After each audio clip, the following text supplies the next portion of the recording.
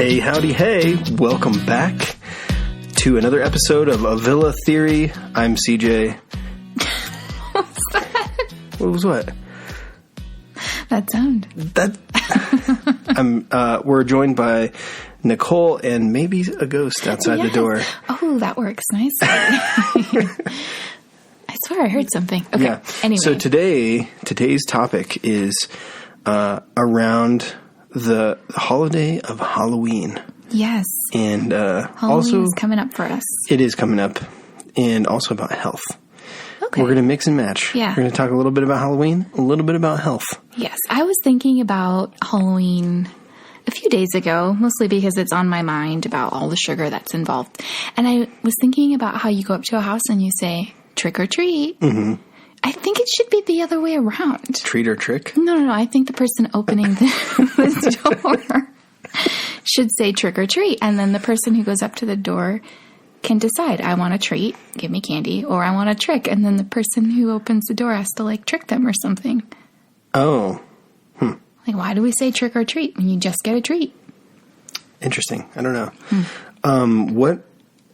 What tasty warm beverage are you consuming this afternoon? Well, thanks to you, I have peppermint tea. Ooh, that sounds pretty refreshing.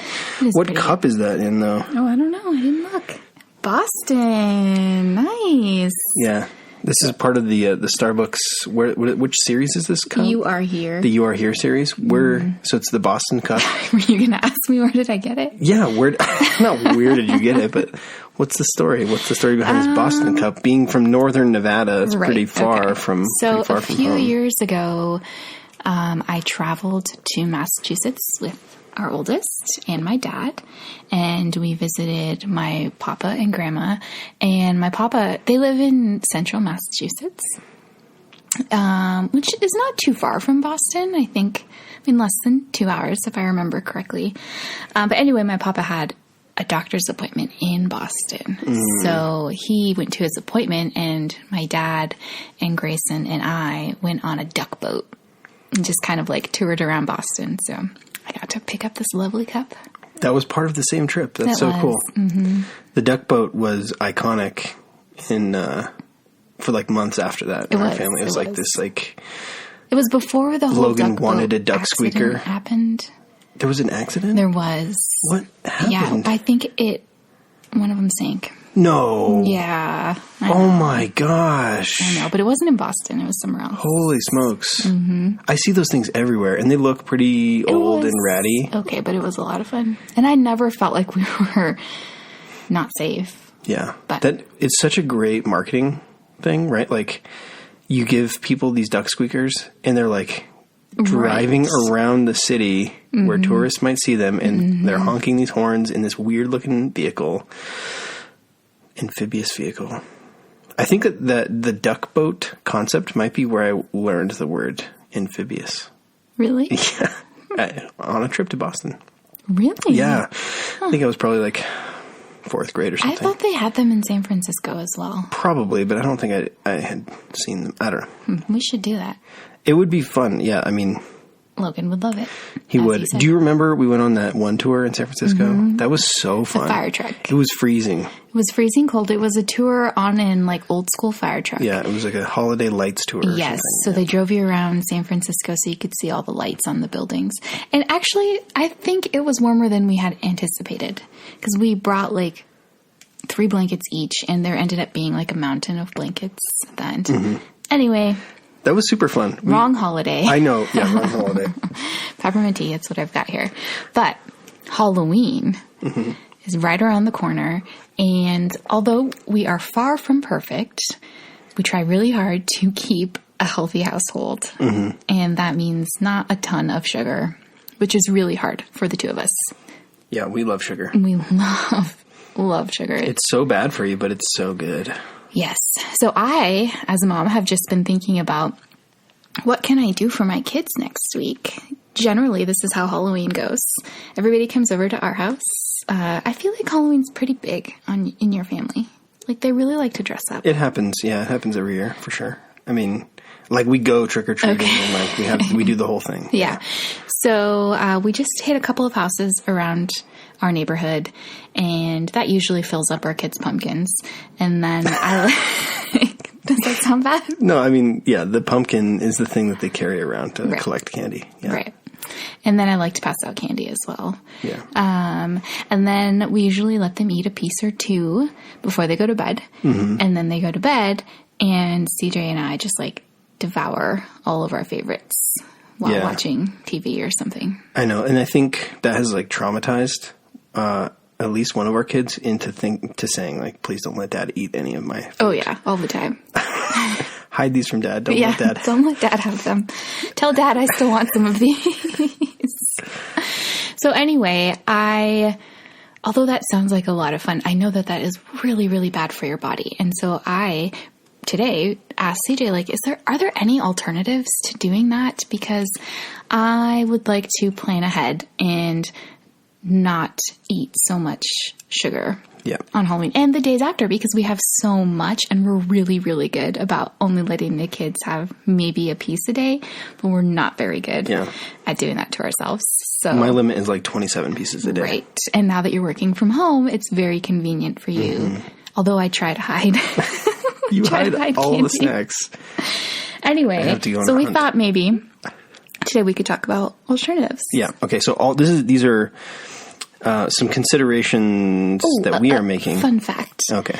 I follow this pediatrician on Instagram, Dr. Elena Rumel. I think that's how you say her name. She posted that sugar consumption decreases children's immunity by 50% for up to 5 hours. No wonder I'm so sick. Yeah. Mm-hmm. So she specifically said kids, but I imagine it's quite similar for adults as well. And she had also mentioned that the day after Halloween, her practice is very full of sick kids. Interesting. Mm-hmm. So there's definitely some sort of correlation. Yeah.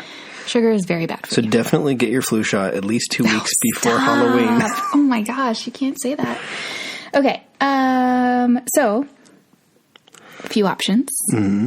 I thought you could always make your own treats if you could figure out how, I guess maybe just having an open conversation with your kids on your concerns and coming up with a plan together. So like, can we just make our own treats that day? There are plenty of cookies and cakes, and you can make your own gummy bears even with healthier items in them, so that it's not so hard on your body. So homemade candy? Mm-hmm. Okay. You couldn't pass that out because these days, nobody would eat it. I feel like people going to strangers' houses, you're only going to consume something that is sealed in a factory. I feel like that is a huge scare tactic that could be launched by sugar companies and candy companies. In that, like, if you look at the stats, there have only been like very, very, very few cases of poisoning or like razor blades in the candy or whatever, and it was family members. Like most of the time it was family members who were like murdering or poisoning their own family. Yeah, it's really bad, really sad. Mm-hmm. But like I remember growing up, our parents had to like go through and check all of our candy. Maybe that was just their ploy for like, let's get the good stuff out first. Yeah. But I'm sure it was. Either way, I would suggest not wasting your time, because making a homemade good for somebody else. Sure. Okay. I mean, do it for your own family. Also, there's a lot of places you can donate it. I always see signs up at dentist's office. They have some sort of like buyback program, which is not necessarily them giving you money. It's like, here, give me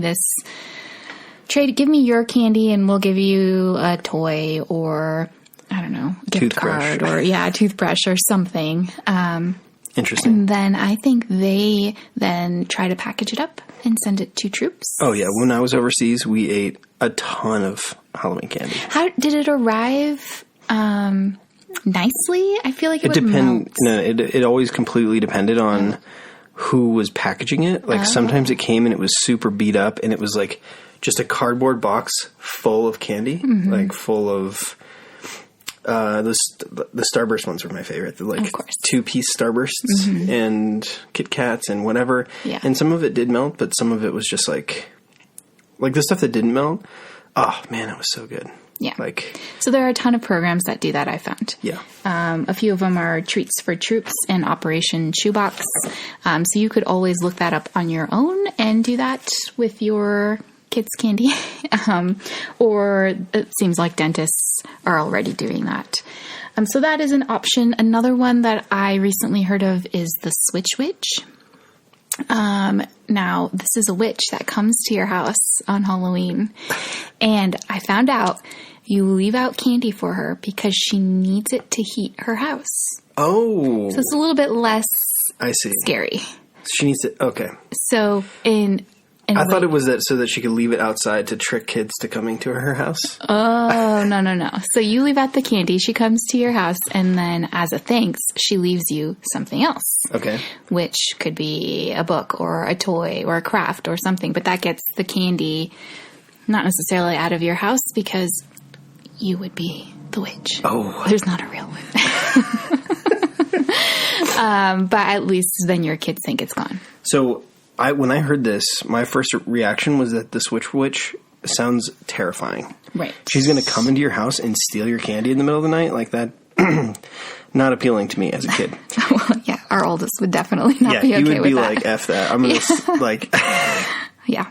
Actually, I don't know what he would do. Because, like, you don't want to keep it, like, under your pillow because then the witch is going to come into your room. And, like, maybe that's a good thing to scare them into. But the thing that immediately came to mind for me was...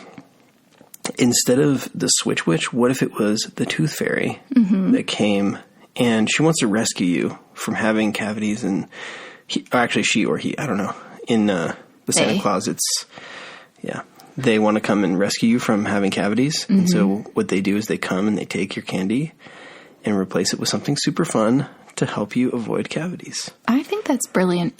Yeah. So that may be happening for us this year. That reminded me, though, I saw a meme. Is that right? Yeah. Okay. It was actually posted by, is it our sister-in-law? If it's your brother's wife? Yeah. Is that if we share that? Okay. And it was that the Tooth Fairy was supposed to come to the kid's house, but instead a note was left that said, I tripped on one of your toys, so I had to leave. Please clean up your room and I'll come back again tomorrow. Which I thought was funny. Yeah. Kind of brilliant. That's another way you could, like, add to it. Yeah. Yeah. Okay. So another option that I just learned about is the Teal Pumpkin Project. And this is put on by the Food Allergy Awareness Education Group.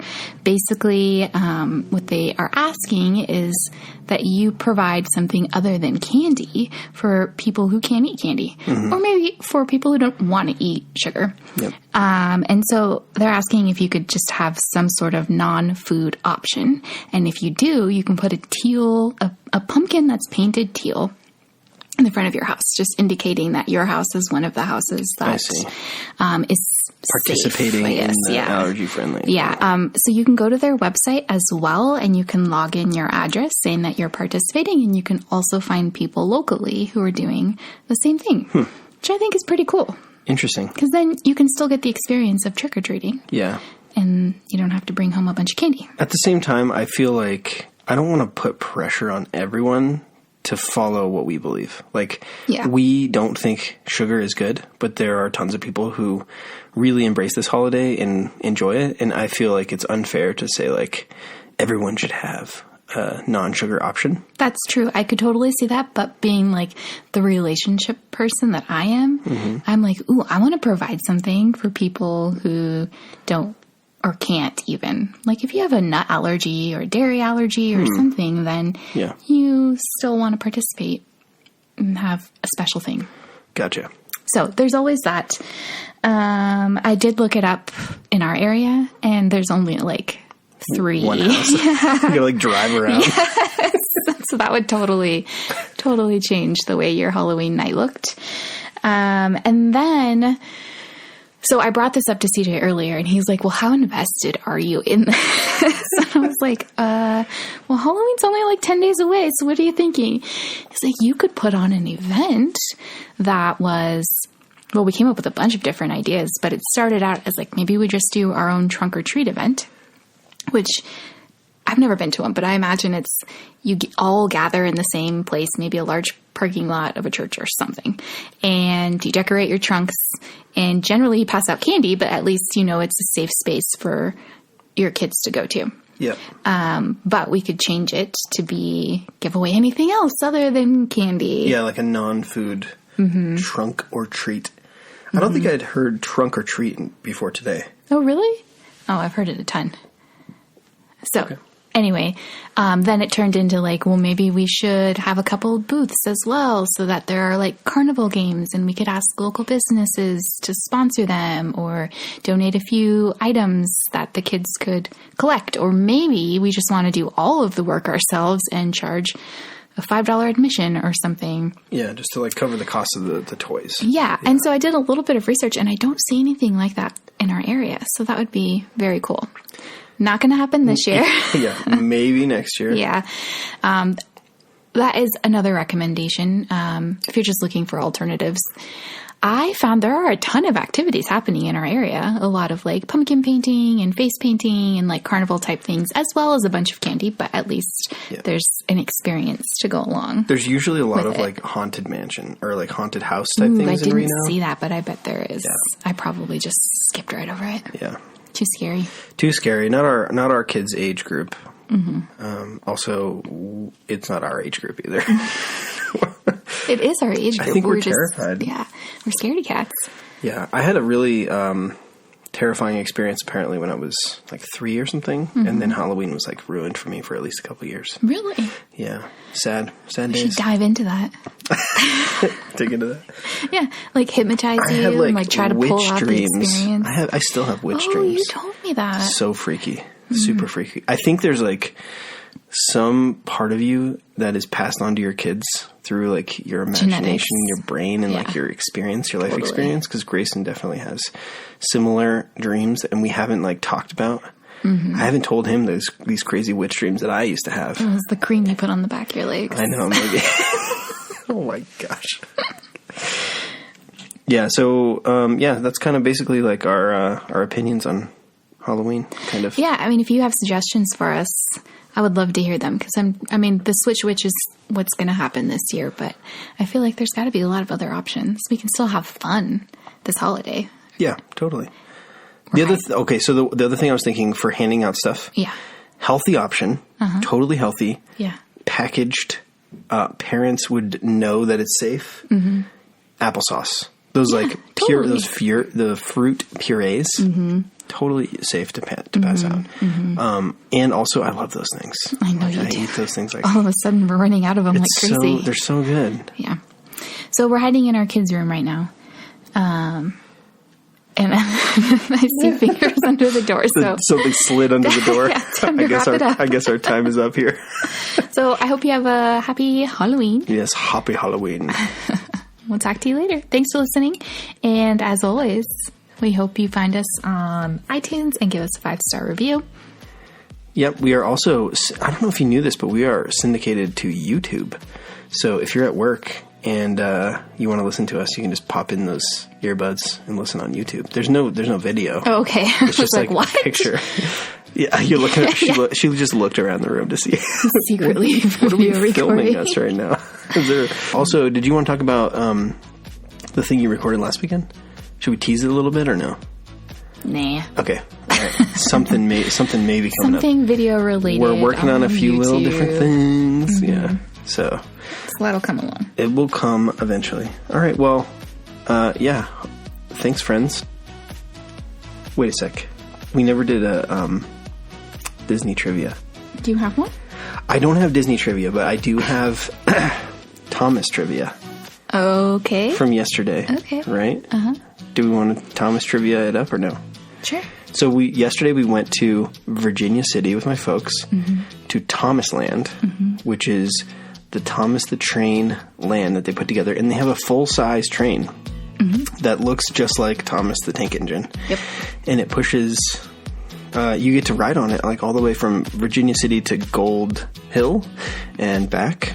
And there's like a cool tunnel, and they've decorated the tunnel. It's pretty. I was pretty impressed. That was pretty fun. Yeah. And while I'm telling you the whole story about Thomas Land, I am thinking of.